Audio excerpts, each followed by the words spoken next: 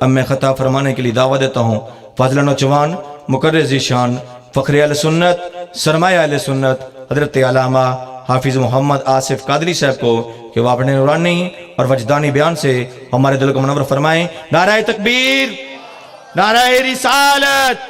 کہ سب کچھ وارد آقا دے نہ ہو تو تیرا نام مٹ جاوے تے پھر آکھیں، دکھاں سکھاں وچ سونے نو صدیہ کر، نیرے تیرے کو دکھاں وے تے پھر آکھیں، نعرے مال کے لنگ جائیں پولو تو تینو دوزک ڈراوے تے پھر آکھیں، کر کے چہرہ مدینہ دیکھ ناصر تیری کنڈ کو لاوے تے پھر آکھیں۔ نعرہ رسالت، نعرہ رسالت، نعرہ حیدری۔ محفل میلاد مصطفیٰ علماء اہل سنت۔ نحمده ونصلي ونسلم على رسوله الكريم اما بعد فاعوذ بالله من الشيطان الرجيم بسم الله الرحمن الرحيم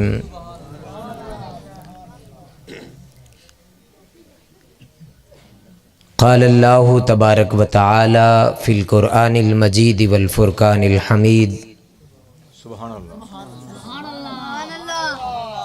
الحمد للہ رب العالمین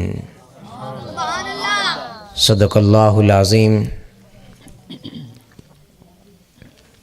وقال اللہ تبارک و تعالی فی شان حق حبیبہ ان اللہ و ملائکتہ یصلون علی النبی یا ایہا الذین آمنوا صلوا علیہ وسلموا تسلیما۔ آواز بلند پڑھ لیں، الصلاۃ والسلام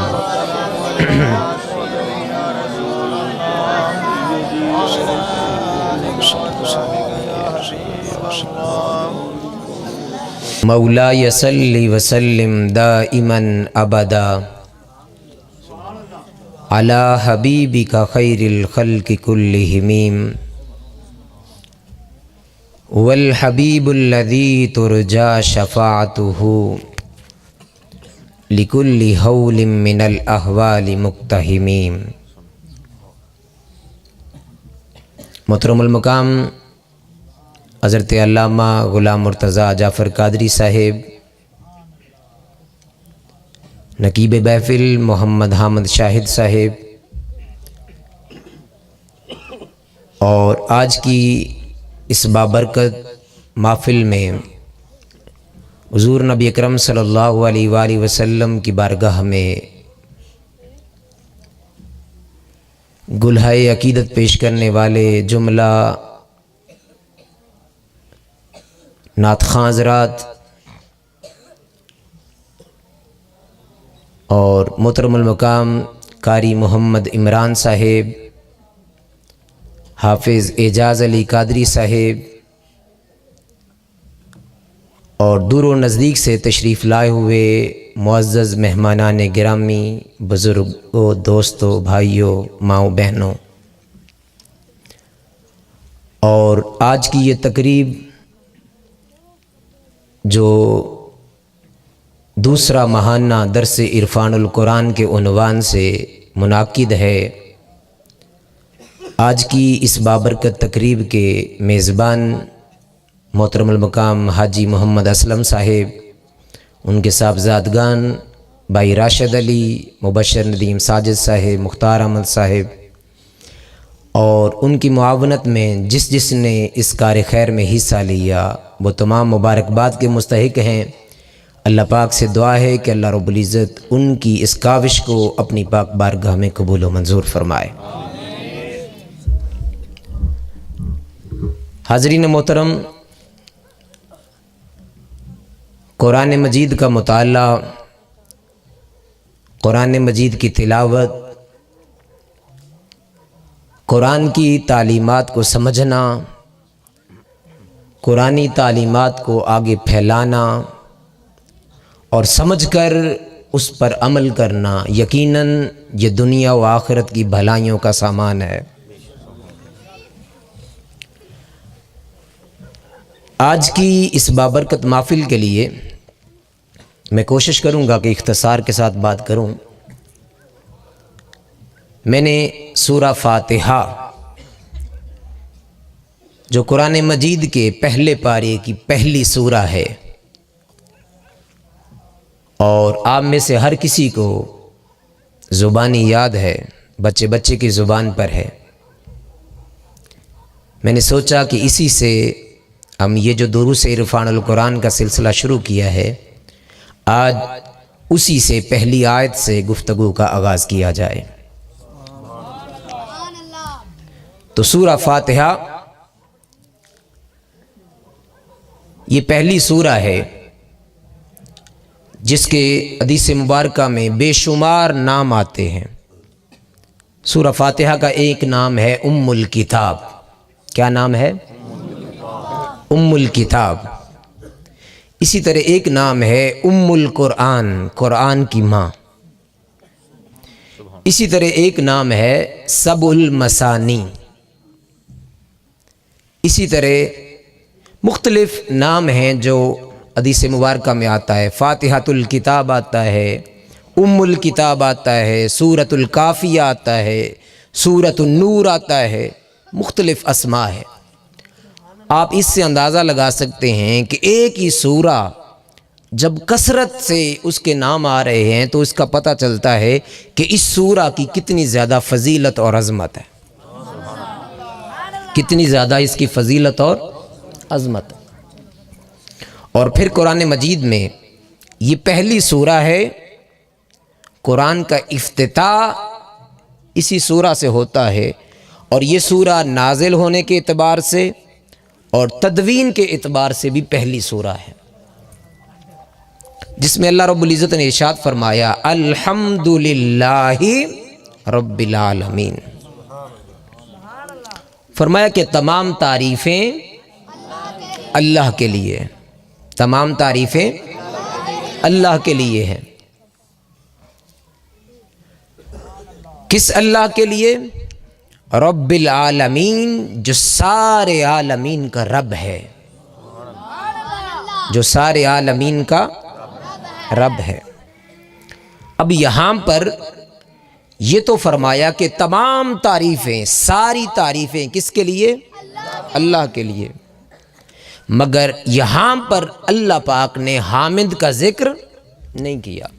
حامد کہتے ہیں تعریف کرنے والے کو۔ اب ساری تعریفیں اس مالک کے لیے ہیں، مگر تعریف کرنے والا کون ہے اس کا کوئی علم نہیں۔ کیوں؟ اس کی وجہ کیا ہے کہ یہاں پر اللہ پاک نے حامد کا ذکر کیوں نہیں کیا؟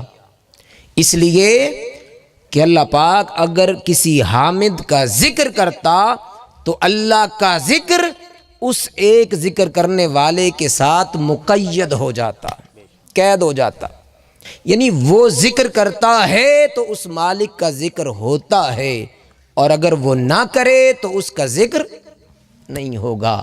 تو یہاں پر اللہ پاک نے فرمایا کہ الحمدللہ، تمام تعریفیں اس اللہ کے لیے۔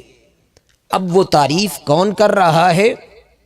وہ انسان بھی ہو سکتا ہے، وہ کائنات کا ذرہ ذرہ بھی ہو سکتا ہے، اور اگر کائنات کا کوئی بھی ذرہ، کوئی بھی جاندار، کوئی بھی حیوان، نباتات، جمادات، اگر کوئی بھی اس مالک کی تعریف نہ کریں، اس کی حمد بیان نہ کریں، تو پھر بھی اس مالک کے لیے ساری تعریفیں ہیں، اس کی حمد پھر بھی نہیں رکتی، اس کی حمد پھر بھی نہیں رکتی۔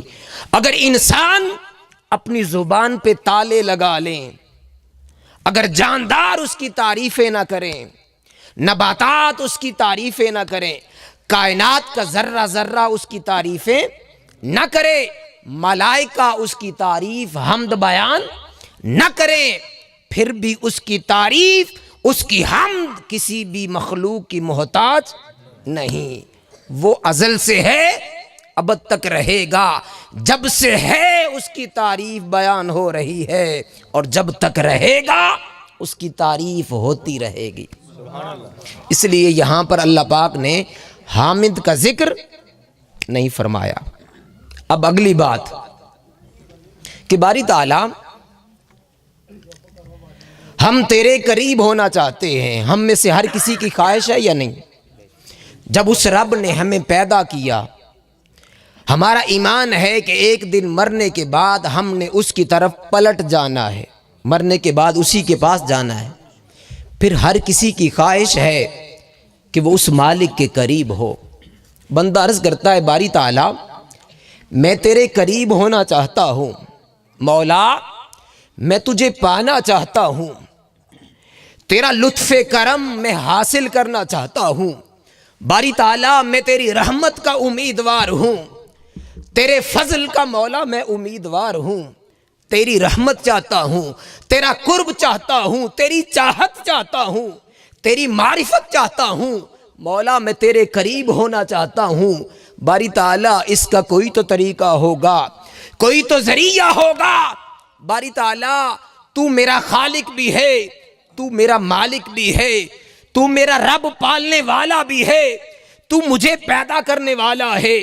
میں چھوٹا سا تھا، باری تعالیٰ تیری رحمت کے صدقے میں بڑا ہوتا گیا، میں لڑکپن میں آیا، جوانی میں آیا، یہ پوری زندگی گزاروں گا مولا تیری رحمت کے صدقے۔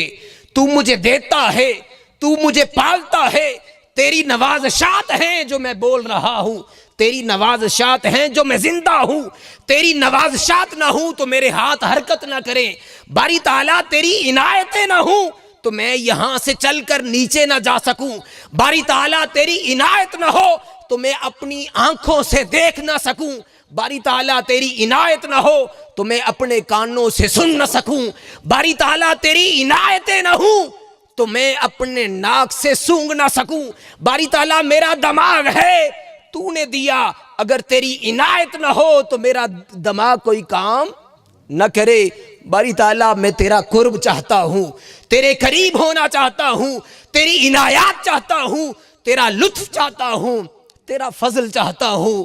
اللہ پاک نے فرمایا کہ اے میرے بندو اگر میرا قرب چاہتے ہو، میرے قریب ہو، میرا فضل چاہتے ہو، میری رضا چاہتے ہو تو کیا کرو؟ الحمدللہ، تو پھر یوں کہو کہ باری تعالیٰ ساری تعریفیں تیرے لیے ہیں، ساری تعریفیں تیرے لیے ہیں۔ باری تعالیٰ تیری تعریف ہم کیسے کر سکتے ہیں؟ تجھے تو کبھی دیکھا نہیں۔ تو فرماتا ہے کہ علیم بذات الصدور، سینوں میں چھپی ہوئی باتوں کو مولا تو جانتا ہے، اور تیرا فرمان ہے کہ نحن اقرب الیہ من حبل الورید، کہ میں تمہاری شاہرگوں سے بھی زیادہ قریب ہوں۔ مالک تو قریب ہے مگر تجھے کبھی تکا نہیں، تو قریب ہے مگر کبھی تیرا دیدار نہیں کیا۔ تعریف کس کی ہوتی ہے؟ مثال کے طور پر حافظ عمران صاحب بیٹھے ہیں، میں چاہتا ہوں کہ ان کی تعریف کروں۔ حمد کا مطلب ہے تعریف کرنا، حمد کا کیا مطلب ہے؟ تعریف کرنا۔ میں کہوں گا یہ میں نے دیکھے، میں نے کہا ماشاءاللہ انہوں نے آج ویسٹ کوٹ بہت اچھی پہنی ہوئی ہے، بلیک کلر کی ہے، اس میں بال پوائنٹ بھی لگائی ہوئی ہے، سفید رنگ کا انہوں نے سوٹ پہنا ہوا ہے، کڑھائی اس پہ بہت پیاری ہے، ماشاءاللہ ان کی داڑھی بہت نورانی ہے، چہرہ نورانی ہے۔ قاری صاحب بیٹھے ہیں ماشاءاللہ، میں کہوں گا کہ ماشاءاللہ کیا نورانی چہرہ ہے، سر پہ دستار ہے، حامد بھائی ہیں، چاچو اسلم ہیں، میں ان کو دیکھوں گا تو اس کے بعد ان کی تعریف کروں گا۔ جس کو دیکھا نہیں تعریف کیسی؟ آپ کو کہا جائے یہ دیوار کے پیچھے جو بندہ بیٹھا ہے اس کی تعریف کرو، کیا میں سے کوئی اس کی تعریف کر لے گا؟ نہیں بھائی، دیوار کے پیچھے وہ کالے رنگ کا ہے، وہ اچھے رنگ کا ہے، سوٹ کیسا پہنا ہوا ہے، منہ دھویا ہوا ہے یا نہیں، دیکھنے کے بغیر اس کی تعریف ممکن نہیں۔ باری تعالیٰ ہم نے مان لیا ہم تیرے بندے ہیں، تیرا قرب چاہتے ہیں، اور تو نے کہا اگر میرا قرب چاہتے ہو تو میری تعریف کرو۔ مولا ہم نے تو تجھے تکا نہیں، ہم نے تو تجھے دیکھا نہیں، ہماری بینائی اس قابل نہیں کہ مولا تیرا دیدار کر سکیں۔ کوہ طور پہ بھی مولا حضرت موسیٰ علیہ السلام نے کہا تھا باری تعالیٰ میں تجھے تکنا چاہتا ہوں، آتے تھے مولا کا کلام سنتے، ہم کلام ہوتے، وَكَلَّمَ اللَّهُ مُوسَىٰ تَكْلِيمًا، حضرت موسیٰ سے کلام کرتے۔ اب اللہ پاک کی وہ پیاری پیاری آواز حضرت موسیٰ علیہ السلام کے کان سنتے رہتے ایک دن خیال آیا کہ وہ محبوب جس کی آواز اتنی خوبصورت ہے اس کے دیدار کا عالم کیا ہوگا، ان کے دیدار کا عالم کیا ہوگا۔ ارے جن کی آواز میں اتنی شیرینی ہے، جن کی آواز میں اتنی محبت ہے، اتنی مٹھاس ہے، اس مالک کا دیدار کا عالم کیا ہوگا۔ رہا نہ گیا، عرض کر دی باری تعالیٰ ربی ارینی، مولا میں تجھے دیکھنا چاہتا ہوں، میں تجھے تکنا چاہتا ہوں، تیرا دیدار کرنا چاہتا ہوں۔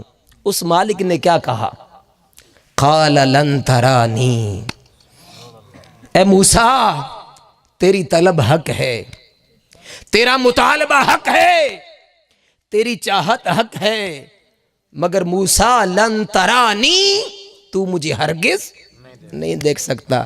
یہ نہیں کہا کہ مجھے کوئی بھی نہیں دیکھ سکتا، یہ فرمایا نہیں، فرمایا کہ موسیٰ تیری آنکھ میں اتنی طاقت نہیں، تو نہیں دیکھ سکتا، ہاں ایک ہستی آئے گی جو ضرور دیکھے گی اور بے حجاب دیکھے گی، وہ میرا محمد ہوگا۔ نعرہ تکبیر، نعرہ رسالت، نعرہ حیدری، محفل میلاد مصطفیٰ، علماء اہل سنت۔ باری تعالیٰ میں تجھے تکنا، تجھے دیکھا نہیں، مولا تیری تعریف کیسے، تجھے دیکھا نہیں، تیری تعریف کیسے کروں، تیرا دیدار نہیں کیا، تعریف کیسے۔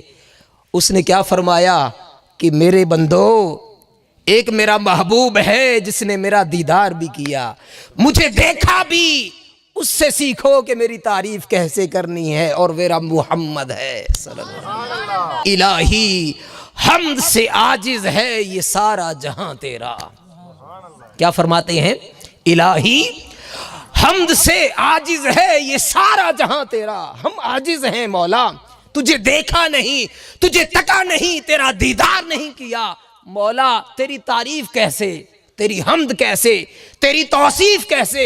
محمد علی ظہوری قصوری فرماتے ہیں کہ الہی حمد سے عاجز ہے یہ سارا جہاں تیرا، اور جہاں والوں سے کیوں کر ہو سکے ذکر و بیاں تیرا، اور زمین و آسمان کے ذرے ذرے میں تیرے جلوے، زمین و آسمان کے ذرے ذرے میں تیرے جلوے، ارے نگاہوں نے جدھر دیکھا نظر آیا نشاں تیرا، نگاہوں نے جدھر دیکھا نظر آیا نشاں تیرا، اور تیرا محبوب پیغمبر تیری عظمت سے واقف ہے، تیرا محبوب پیغمبر تیری عظمت سے واقف ہے، کہ نبیوں میں تنہا ہے وہی ایک رازداں تیرا، نبیوں میں تنہا ہے وہی ایک رازداں تیرا۔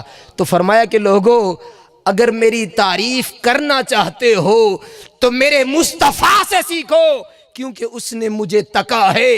اس جہان میں اگر سب سے زیادہ کوئی میری تعریف کرنے والا ہے تو وہ میرا مصطفیٰ ہے، وہ میرا مجتبی ہے، وہ خاتم الانبیاء ہے، وہ رحمت للعالمین ہے۔ اسی لیے حضور کا ایک نام کیا ہے، حامد، حامد احمد محمود۔ حضور کا ایک نام کیا ہے، حامد، تعریف کرنے والا۔ گویا کائنات کے اندر سب سے بڑھ کر جس ہستی نے اس مالک کی تعریف کی وہ کون ہے، حضور نبی اکرم صلی اللہ علیہ وسلم کی ذات مبارکہ۔ اب آپ قرآن مجید کا جب مطالعہ کرتے ہیں اور حدیث مبارکہ، اب تھوڑا علمی ہوگا لیکن میں کوشش کروں گا کہ اس کو زیادہ سے زیادہ آسان فہم کروں تاکہ آپ کو سمجھ آ سکے۔ جب آپ قرآن مجید کا مطالعہ کرتے ہیں، احادیث مبارکہ، عربی ادب کا جب آپ مطالعہ کرتے ہیں تو حمد کے حوالے سے 3 طرح کے الفاظ آتے ہیں۔ حمد کے لیے کتنے لفظ استعمال ہوتے ہیں، یعنی جب آپ نے کسی کی تعریف کرنی ہوتی ہے ادب کے اندر، اس کے لیے 3 لفظ استعمال ہوتے ہیں۔ کتنے؟ 3۔ ان میں پہلا لفظ ہے حمد۔ کیا ہے؟ حمد۔ دوسرا ہے مدحہ۔ کیا ہے؟ میم دال ہے، مدحہ۔ اور تیسرا ہے شکر. کتنے لفظ ہیں؟ 3. پہلا بولیے، پہلا حمد، دوسرا مدح اور تیسرا شکر. اب حمد کس کی ہوتی ہے؟ حمد کا مطلب ہے تعریف، مگر تعریف کس کی؟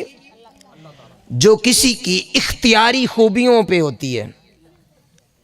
اب اختیاری خوبیاں کیا ہیں؟ اللہ کا علم ہے وہ اس کے اختیار میں ہے، اللہ کا حسن اس کے اختیار میں ہے، اللہ کا جمال اس کے اختیار میں ہے. آپ میں سے کسی کا حسن اس کا اختیار ہے؟ نہیں. کسی کی قد و قامت، مثال کے طور پر ایک بندہ ہے 4 فٹ کا، دوسرا ہے 5 فٹ کا، تیسرا ہے 5.5 فٹ کا. کیا اس میں کسی کا اختیار ہے کہ اپنی مرضی سے اپنا قد بنا لے؟ اب کسی کے چہرے کی رنگت سفید ہے، کسی کی کالی، تو کیا آپ میں سے کسی کے اختیار میں ہے کہ وہ اپنی رنگت اپنی مرضی سے بنا لے؟ چاہے کہ وہ راشد بھائی سے روز آ کے مختلف کریمیں خرید لے، وہ وقتی طور پر تو اس پہ حسن آ جائے گا، مگر وہ ہمیشہ کے لیے نہیں ہوگا. تو اس پر آپ کو اپنے حسن پر اختیار نہیں، آپ کو اپنی قد و قامت پر اختیار نہیں، مگر ایک بات پہ اختیار ہے. اب آتا جاتا کچھ نہیں، حافظ اجاز صاحب کے پاس جائیں، وہ کہیں گے پڑھے الف با تا ثا. ان کے پاس آئیں تو یہ کہیں گے اعوذ باللہ منش. اب یہ کہتے ہیں قرات ہے، قاری ہیں اچھے، ان کے پاس آئیں گے. اب ایک بچہ ہے اس کو کچھ نہیں آتا، وہ کہتا ہے میں نے نقابت سیکھنی ہے، وہ احمد صاحب کے پاس چلا جاتا ہے. دکان کیسے چلانی ہے، راشد بھائی کے پاس چلا جاتا ہے.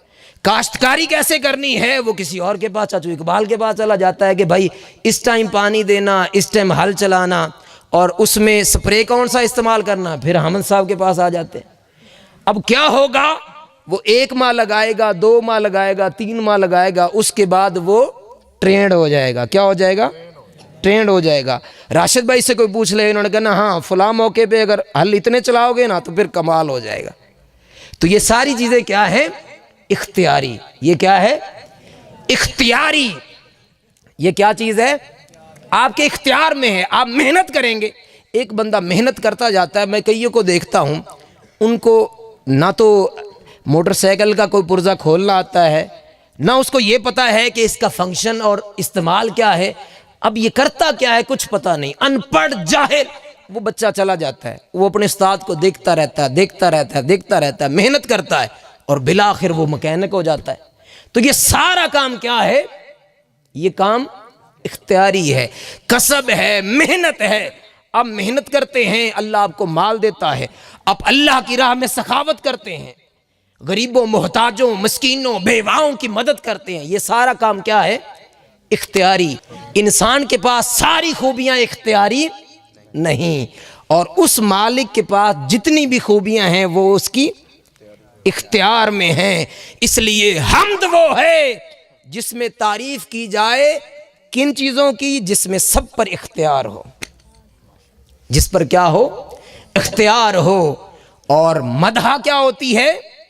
جس میں اختیاری بھی آئے اور غیر اختیاری بھی آئے، یعنی اس میں خوبصورتی بھی آئے، قد و قامت بھی آئے، اور وہ سارے کام جو آپ نے محنت سے کوشش کر کے جو سیکھا وہ ساری خوبیاں بھی اس میں آئیں.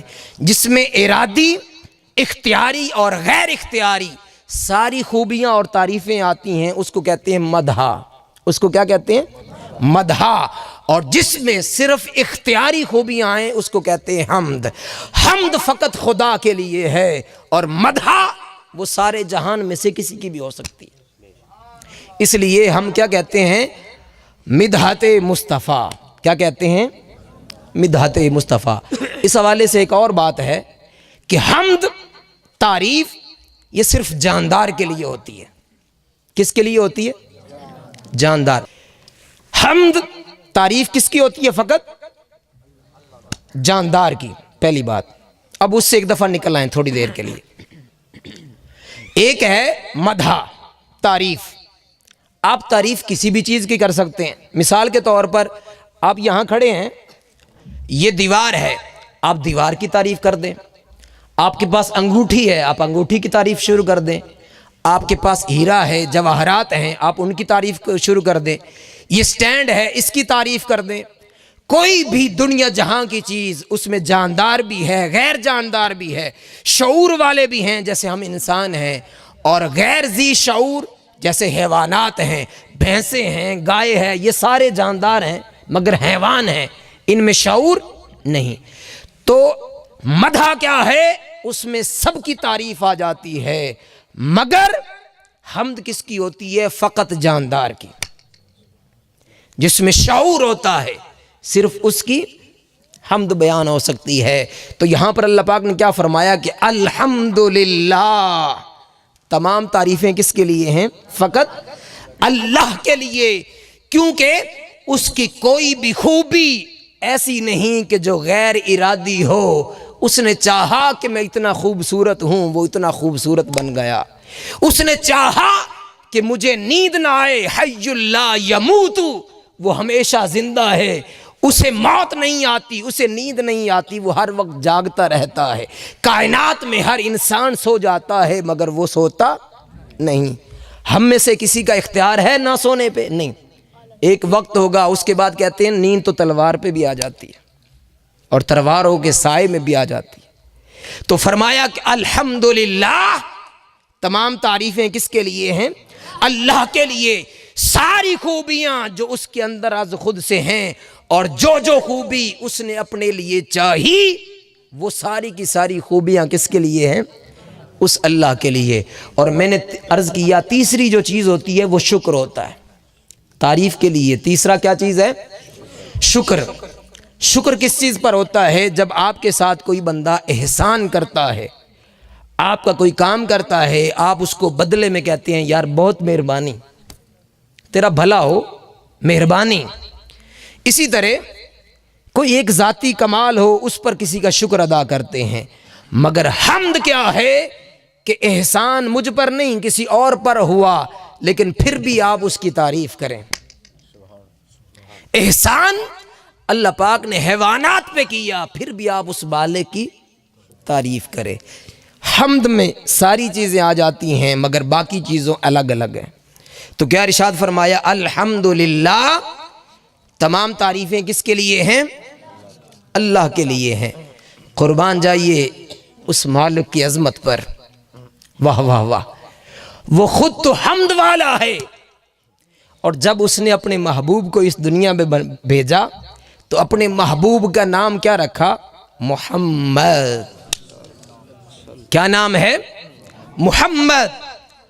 اور محمد کا معنی اور محمد کا مادہ بھی حمد ہے۔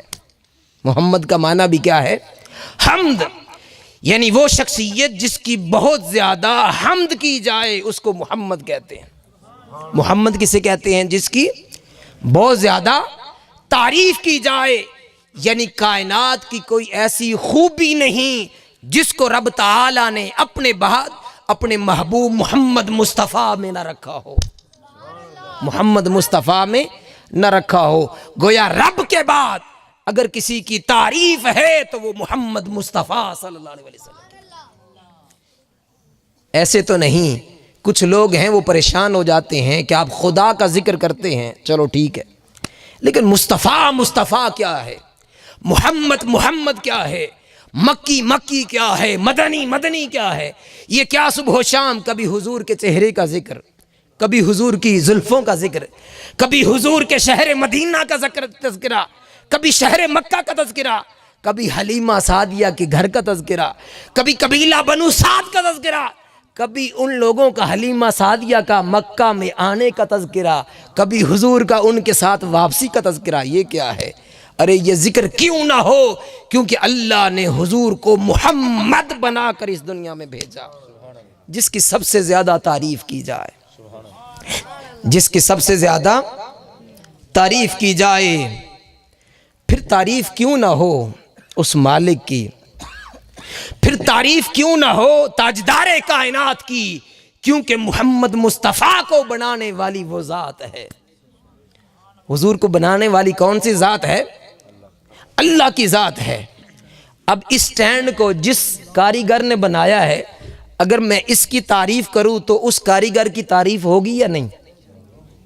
اب میں کہوں واہ کتنا زبردست साउंड सिस्टम चल रहा है, तो जब इसकी मैं तारीफ करूंगा तो उन भाई की तारीफ आ जाएगी उसमें या नहीं? जब हम ताजदार कायनात की नाते पढ़ते हैं, जब हुजूर के गली कूचों का तज़किरा करते हैं, जब हुजूर के वद्दुहा चेहरे की बात करते हैं, जब हुजूर की वल्लैल जुल्फों की बातें करते हैं, जब हुजूर के अलम नशराह सीने की बातें करते हैं, जब हुजूर के लबो रुखसार की बातें करते हैं, तो उसमें उस कारीगर की तारीफ आ जाती है। जब हम हुजूर का तज़किरा करते हैं तो हकीकत में वो तज़किरा खुदा है। जब हम हुजूर की तारीफ करते हैं तो वो हकीकत में तारीफ खुदा है, क्योंकि हुजूर की ज़ात वो है। अल्लाह पाक फरमाते हैं मा यंतिकु अनिल हवा। लोग देखते थे कि ये मोहम्मद बोल रहा है, लोग क्या देखते थे? ये मोहम्मद बोल रहा है, ये जो कलिमात निकल रहे हैं ये इसकी जुबान से हैं, मगर अल्लाह फरमाता है मा यंतिकु अनिल हवा। मेरा महबूब वो है जो अपनी ख्वाहिश से तो बात करता ही नहीं। मेरा महबूब अपनी मर्जी से बात करता ही नहीं। जब भी लब खोलता है, जब भी अपने लबों को हरकत देता है, जुम्बश देता है, इन हुआ इल्ला वहयुन यूहा, वो जो भी कलाम करता है वो कलाम रब्बी से करता है, वही इलाही से करता है।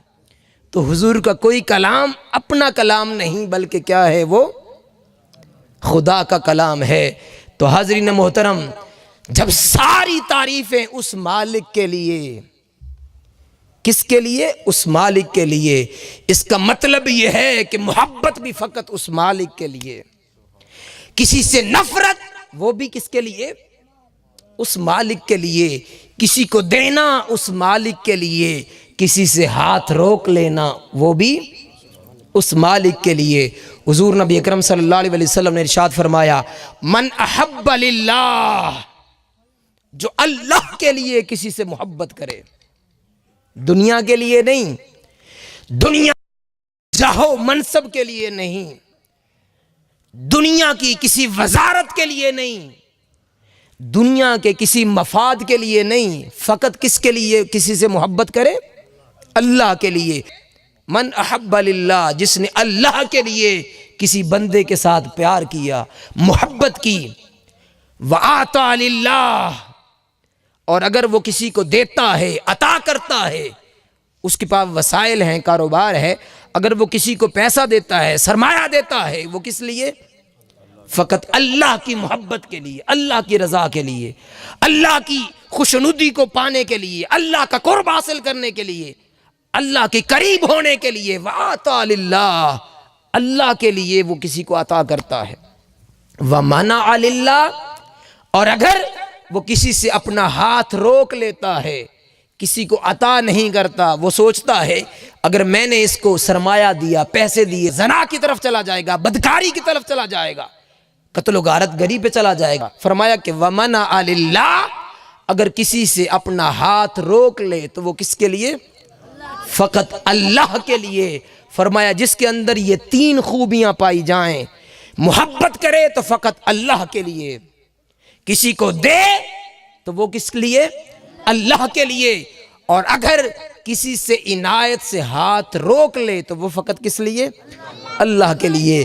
फरमाया जिसके अंदर ये तीन खूबियां पाई जाएं, फ़क़द इस्तकमलल ईमान, उस बंदे ने अपना ईमान मुकम्मल कर लिया। उस बंदे का ईमान क्या हो गया? मुकम्मल हो गया। और फिर एक गज़वा होता है, हज़रत सैयदना अली मुर्तज़ा रज़ी अल्लाह तआला अन्हु, उनके नरगे में शेर खुदा सैयदना अली मुर्तज़ा हैदर कर्रार, उनके नरगे में एक शख्स आ जाता है, आप उसको कत्ल करने लगते हैं। ऐन उस वक्त जब आप इरादा करते हैं कि उसको कत्ल कर दिया जाए, वासिले जहन्नुम कर दिया जाए, वो क्या करता है? हज़रत अली मुर्तज़ा के चेहरे पर थूक देता है।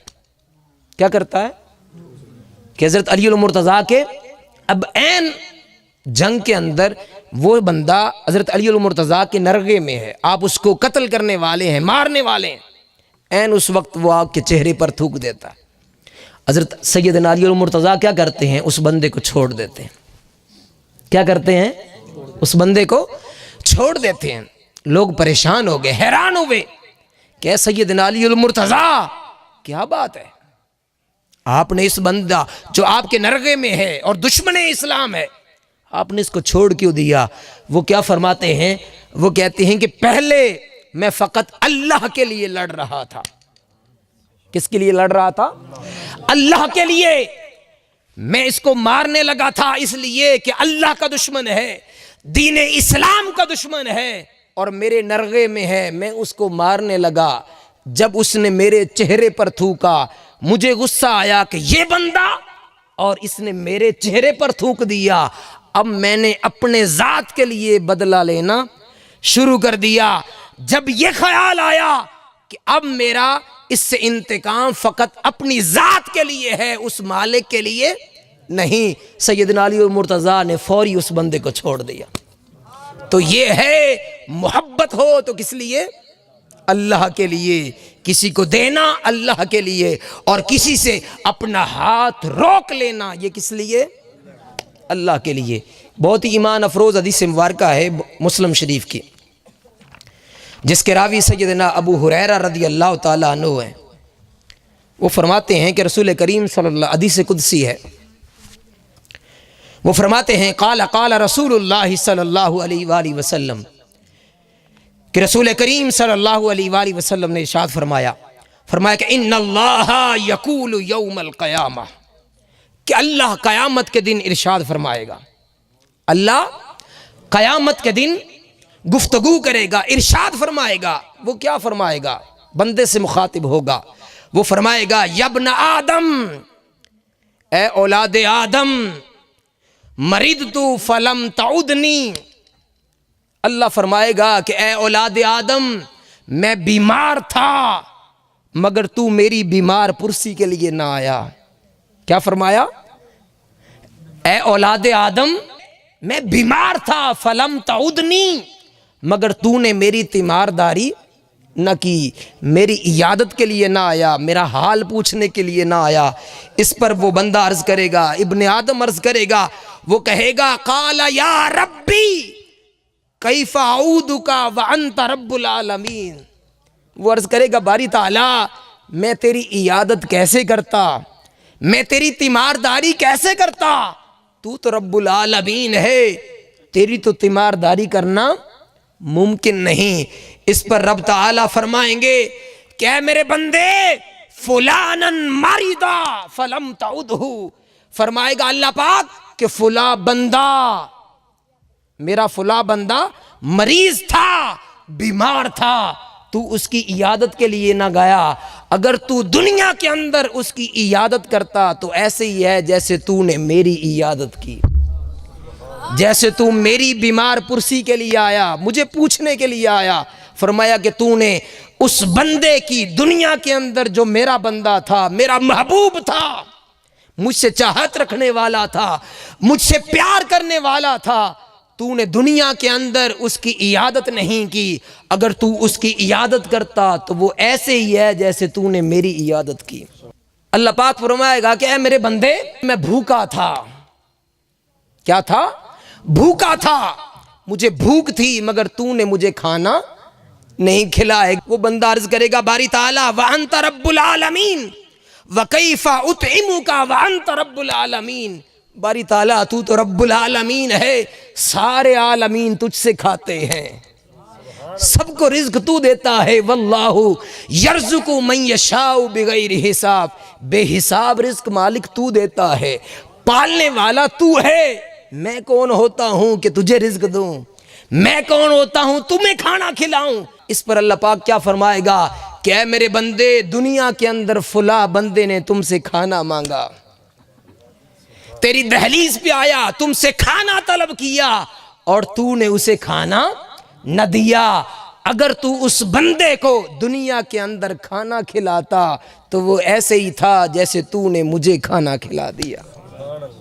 اور پھر اللہ پاک فرمائیں گے یابن آدم استیقظتک فلم تسقینی.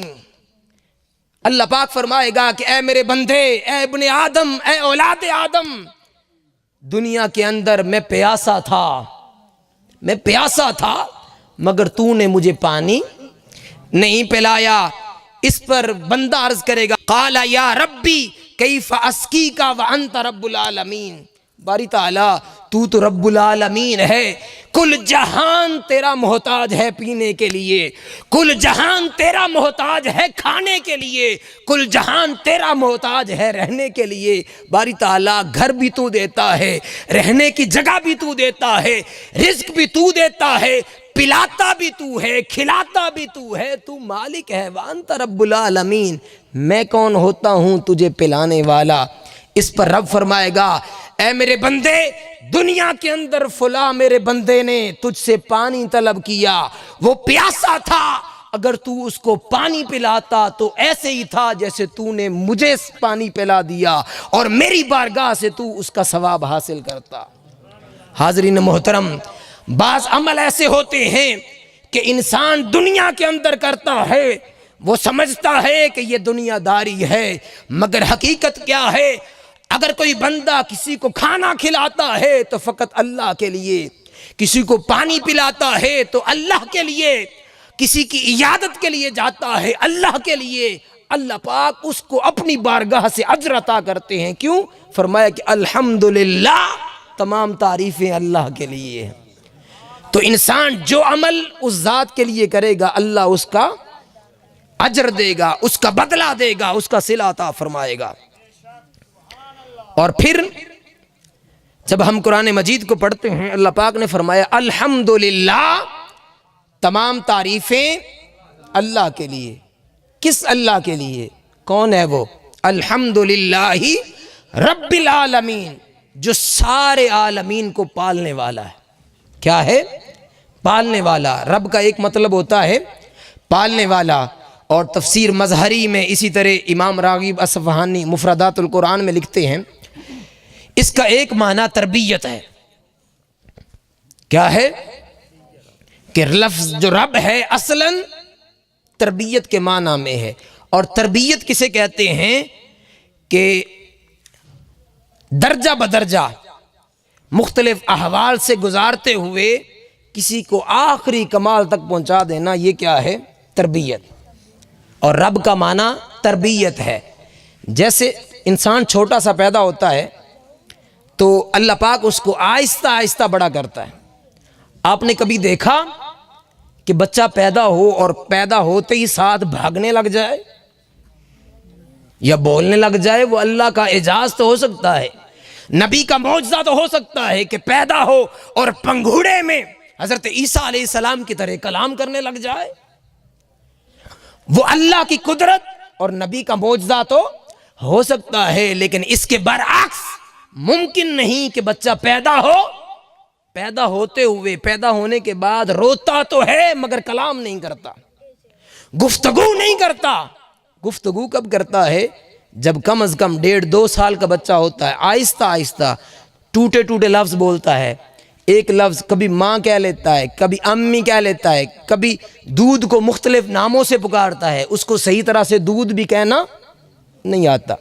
ہم دیکھتے ہیں ایک بچہ چھوٹا سا ہے، پہلے اس کو بیٹھنا نہیں آتا، آہستہ آہستہ بیٹھنے لگ جاتا ہے، پھر وہی بچہ آہستہ آہستہ کبھی کھڑے ہوتا ہے پھر گر جاتا ہے، پھر کھڑے ہوتا ہے پھر گر جاتا ہے، پھر تھوڑا سا چلنے کی کوشش کرتا ہے، تھوڑا سا چلتا ہے گر جاتا ہے، اٹھتا ہے گرتا ہے۔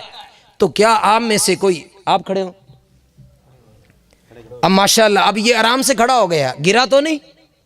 اب تھوڑا سا چل کے یہاں تک آئیں، ماشاءاللہ اب یہ گرا تو نہیں؟ اس کی قد و قامت دیکھ لیں ماشاءاللہ۔ تو جب یہ پیدا ہوا ہوگا اتنا تھا؟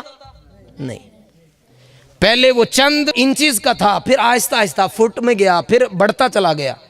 ہر بندہ ایسے ہی ہوتا ہے یا نہیں؟ آپ مویشیوں کو دیکھ لیں، ایک کٹا چھوٹا ہے، آہستہ آہستہ بڑھتا ہے، ماں کا دودھ پیتا ہے، پھر وہ بھاگنے لگ جاتا ہے، وہ آہستہ آہستہ پھر وہ چارہ کھانے لگ جاتا ہے۔ کیا پیدا ہوتا بچہ چارہ کھاتا ہے؟ نہیں۔ پھر اسی طرح آپ فصل بوتے ہیں، کوئی بھی کام دنیا کا کر لیں، پہلے آپ دانہ ڈالتے ہیں، بیج بوتے ہیں، اس میں سے ایک کونپل نکلتی ہے، کونپل سے ایک پودا بنتا ہے، آہستہ آہستہ اس پر پھل لگتے ہیں، پھول نکلتے ہیں، اللہ پاک پھلدار بنا دیتا ہے۔ آپ اس سے اناج لیتے ہیں، اور اس کو خوراک کے طور پر استعمال کرتے ہیں۔ ہر کام کیا ہوتا ہے، اس کو کہتے ہیں تدریجن۔ جہاں اس کی ضرورت تھی، چھوٹا بچہ ہے، اس کو ضرورت تھی انچز میں بڑھنے کی، 1 انچ اتنا، پھر اتنا، پھر اتنا، پھر اتنا، ایسے بڑھتا ہے یا یکدم بڑھ جاتا ہے؟ تو یہ سارا کون کرتا ہے؟ اتنی مہارت کے ساتھ کون کس کی پرورش کر رہا ہے؟ اس کائنات کے ذرے ذرے کو کون سنبھالے ہوئے ہے؟ یہ پودے، یہ جانور، یہ نباتات، یہ حیوانات، یہ صبح و شام انسان جو دیکھتا ہے اپنی نظروں کے سامنے، کیا آپ کے ذہن میں آتا ہے کہ خود بخود ہو جاتا؟ نہیں۔ او بھائی، یہ گلاس رکھنے کے بغیر یہاں نہیں رکھا جاتا، یہاں بیٹھے بغیر آپ کوئی بیٹھ نہیں سکتا، کوئی بھی کام کسی کرنے والے کے بغیر نہیں ہوتا، اس کے پیچھے ایک عامل ہوتا ہے جس کی وجہ سے وہ کام ہو رہا ہوتا ہے۔ تو رب کا مطلب ہے تربیت کرنے والا، تدریجن تدریجن، آہستہ آہستہ، جتنی جہاں پر جس کو ضرورت تھی اس کی پرورش کرنا، اس کو بڑھانا، اس کو رب کہتے ہیں۔ اس کو کیا کہتے ہیں؟ رب کہتے ہیں۔ فرمایا کہ وہ رب العالمین ہے، ساری کائنات کو اسی طرح اس نے تدریجن بڑا کیا، تدریجن بڑا کیا، مختلف مراحل سے گزارتے ہوئے۔ والدین کے لیے بھی اللہ پاک نے رب کا لفظ استعمال کیا۔ کون سا لفظ استعمال کیا؟ رب۔ فرمایا وَقُلْ رَبِّ ارْحَمْهُمَا كَمَا رَبَّيَانِي صَغِيرًا۔ فرمایا کہ تم وَخْفِضْ لَهُمَا جَنَاحَ الذُّلِّ، تم اپنے والدین کے ساتھ اپنے بازوؤں کو، ہاتھوں کو جھکائے رکھنا اور ان کو نرمی سے پیش آنا، اور جب وہ اس دنیا سے چلے جائیں تو ان کے لیے دعا کرنا۔ کیا دعا کرنا؟ فرمایا کہ وَقُلْ رَبِّ ارْحَمْهُمَا۔ باری تعالیٰ جس طرح میرے ان والدین نے، میری ماں اور باپ نے مجھ پر رحم کیا، مجھے پالا، کما ربیانی صغیرا، مولا تو بھی ان پر رحم کر جس طرح بچپن میں انہوں نے مجھے پالا۔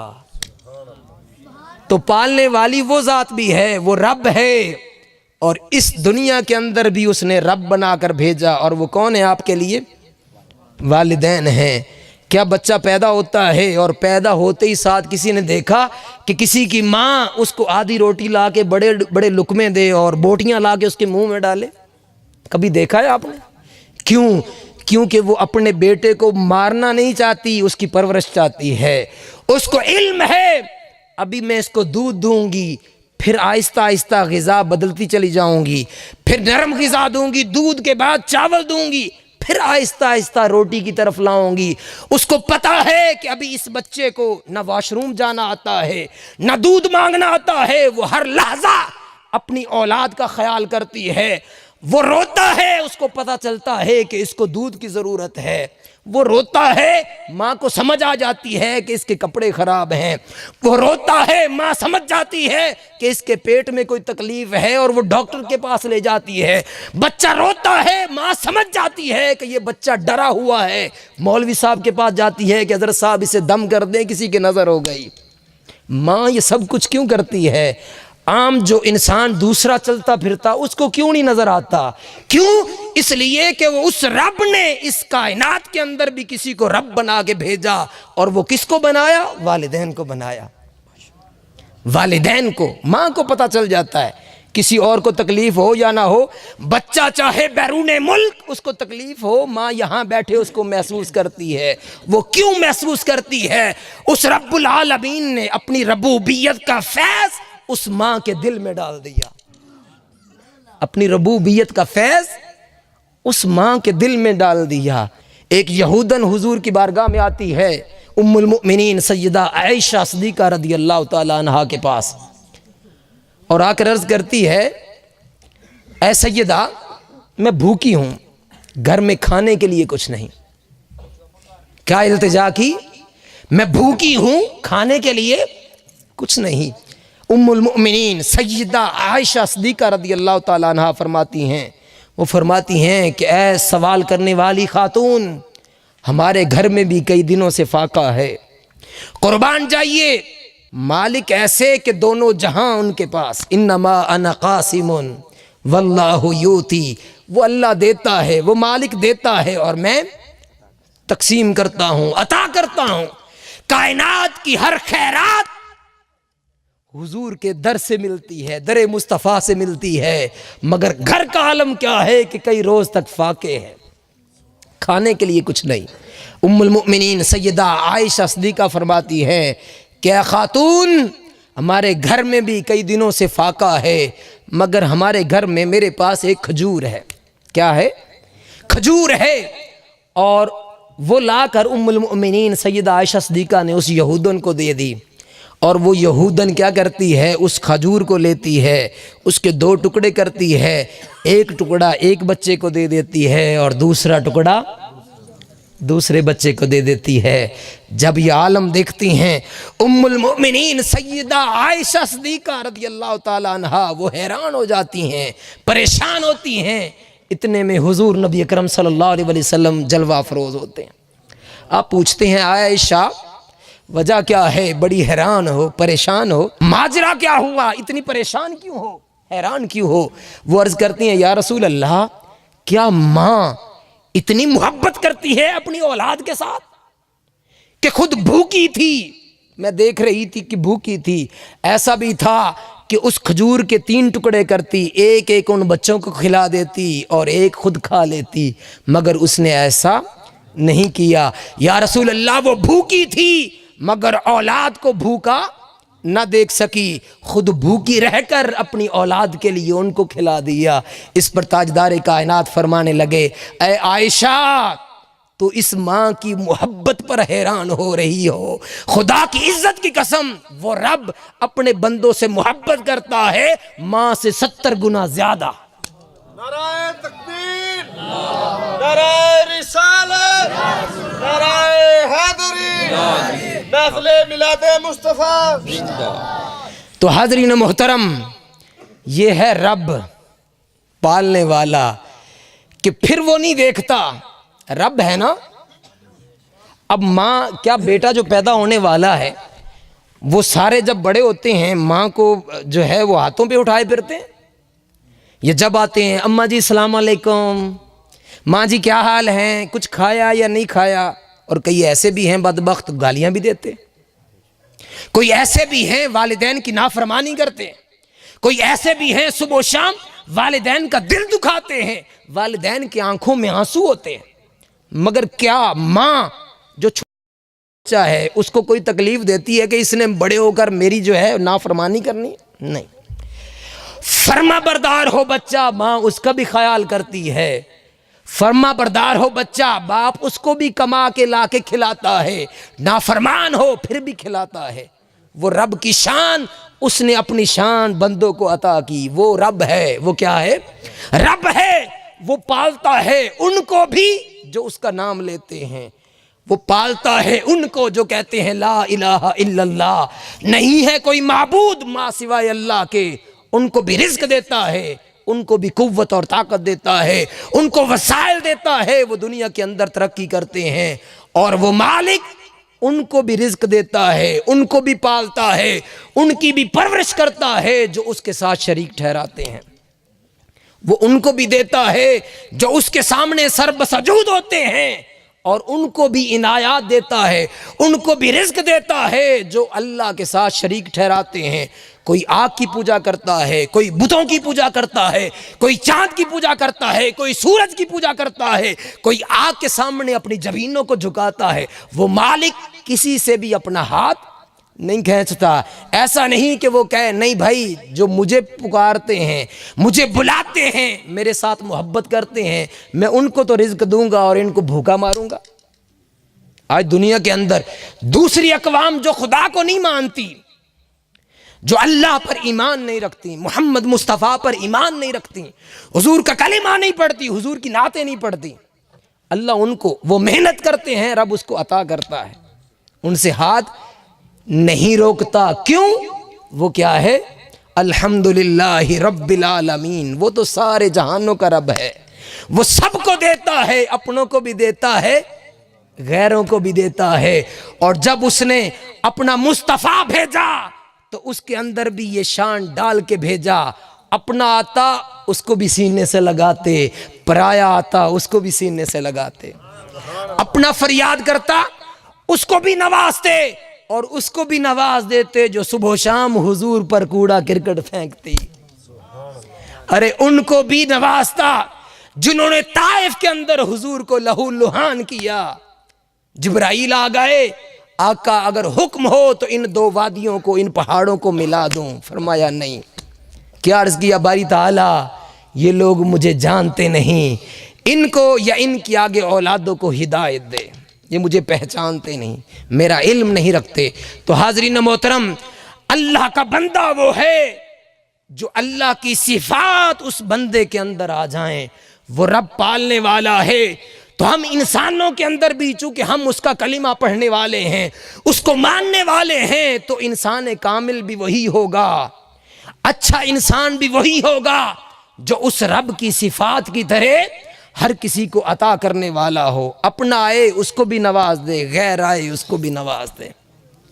اپنا آئے اس کے ساتھ بھی محبت سے پیش آئے، پرایا آئے اس کے ساتھ بھی محبت سے پیش آئے. الحمدللہ جب صبح و شام ہماری زبانوں پر اس رب کا شکر ہو، اس رب کا شکر ہو، عمل میں بھی اس کا شکر ہو، نمازیں پڑھیں، شکر ادا کریں، اس نے رزق دیا لوگوں میں تقسیم کریں، سخاوت کریں، یتیموں، بیواؤں، بے سہارا کی مدد کریں. کیونکہ آپ یہ سارے کام کس لیے کر رہے ہیں؟ للہ، اللہ کے لیے. کسی کو دے رہے ہیں، کسی غریب، محتاج، مسکین، اس کی خدمت کر رہے ہیں، تو وہ کس لیے؟ اللہ کے لیے. اگر آپ نے یہ سمجھ لیا کہ بھائی یہ مجھے سلام نہیں کرتا میں کیوں دوں، تو بھائی اس کا مطلب یہ ہوا کہ یہ دینا آپ کا اس ذات کے لیے تھا، اس مالک کے لیے نہیں.